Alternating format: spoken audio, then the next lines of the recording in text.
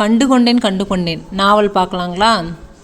மோகி மோகி எந்திரிம்மா, time ஆயிடுச்சு அப்படின்னு அம்மா கிச்சன்லேருந்து கூப்பிட்ற சத்தம் கேட்குது.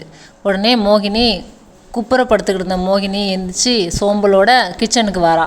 அப்போ தான் அவள் நோட் பண்ணுறா, வழக்கமாக இருக்கிற அம்மா அப்பாவை தவிர்த்து இன்னும் சில புது முகங்கள் இருக்கிறத அவள் பார்த்துக்கிறா. கிச்சன் பக்கம் போகிறா. அம்மா மோகினிக்கு எல்லாத்தையும் இன்ட்ரடியூஸ் பண்ணி வைக்கிறா. மோகினி, இது ராகவன் அங்கிள், இது பரிமளா ஆண்டி, இது அவங்க பையன் தருண் அப்படின்னு அம்மா சாந்தா எல்லாத்தையும் பற்றி மோகினிக்கு இன்ட்ரடியூஸ் பண்ணி வைக்கிறா.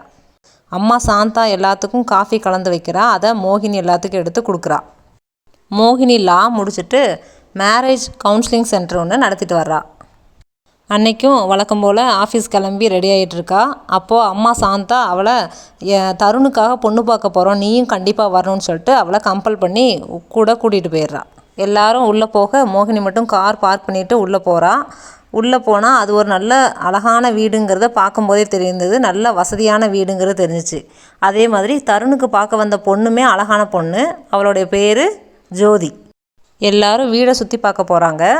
அப்போது ஜோதி மோகினியை உள்ளே அவர் ரூமுக்கு அழைச்சிட்டு போய், தருணை எப்படியாவது நம்ம பக்கத்தில் இருக்கிற பார்க்குக்கு வர சொல்லுங்கள், அவரை நான் மீட் பண்ணி பேசணும் அப்படின்னு சொல்லிட்டு சொல்லி விடுறா. தருணும் சாயங்காலமாக ஜோதியை போய் மீட் பண்ணி பேசுகிறாரு. ஆனால் அவர் என்ன சொன்னார்னு தெரியல. மோகினியும் அவர்கிட்ட சொல்லிவிட்டு அவளுடைய ஆஃபீஸ்க்கு நேரடியாக போயிடுறான். ஆனால் அங்கே நோ சொல்லிட்டாரு, ஜோதிக்கு நோ சொல்லிட்டாருன்னு அப்படிங்கிறது வீட்டுக்கு வந்ததுக்கப்புறம் தான் தெரியுது. எல்லாரோடைய ரியாக்ஷனை பார்த்து கண்டுபிடிச்சிக்கிறா. தருண் ஒரு பிஸ்னஸ் மேன். தருண் அவனுடைய பிஸ்னஸ்க்கு ரொம்ப இம்பார்ட்டன்ட் கொடுப்பான். அவன் எதுக்காக ஜோதிக்கு ஓகே சொல்லலை, அவனுடைய மனசில் என்ன இருக்குது அப்படிங்கிறத தெரிஞ்சுக்கிறதுக்கு நெக்ஸ்ட் பார்ட்டை பாருங்கள்.